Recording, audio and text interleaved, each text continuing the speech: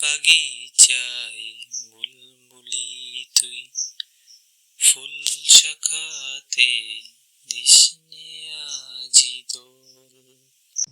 আজো হাই রিক্ত শাখায় উত্তরীরাই ছুটছে নিষেদিন।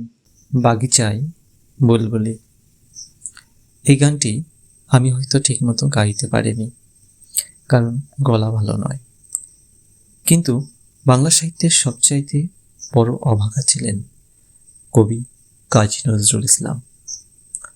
তার 4 বছরের শিশু বুলবুল যে রাতে মারা গিয়েছিল, সে রাতে তার পকেটে একটা কানাকড়িও ছিল না।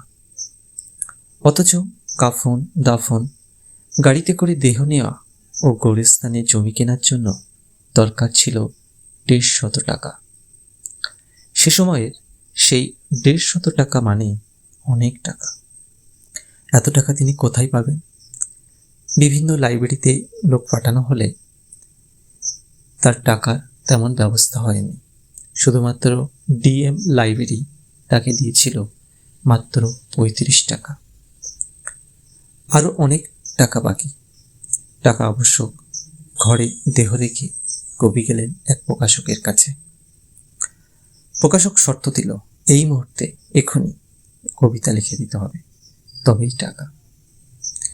পুত্র সন্তান হারানোর সেই শোক ব্যথা বুকে নিয়ে কবি তার মনের সেই নীরব কান্না যাতনা নিয়ে লিখেছিলেন সেই গান বাগিচায় বুলবুলি।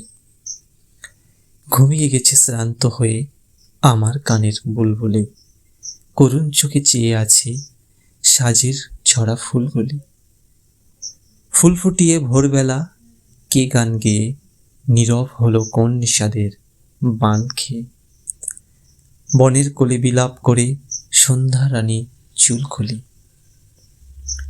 কালোতে আর ফুটবে না হায় লতার বুকে মঞ্জরি, উঠছে পাতায় পাতায় কাহার করুণ নিঃশ্বাস মর্মরে। গানের পাখি গেছে উড়ে শূন্য নীর, কণ্ঠে আমার নেই যে আগের কথার ভিড়। আলেয়ার এই আলোতে আর আসবে না কেউ কুল ভুলি।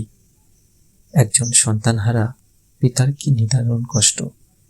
যদিও এই মানুষটাই বাংলা সাহিত্যকে অনেক কিছু দিয়েছেন, দেশের জন্য অনেক কিছু করেছেন, নিজেও জেল কেটেছেন, স্বাধীনতার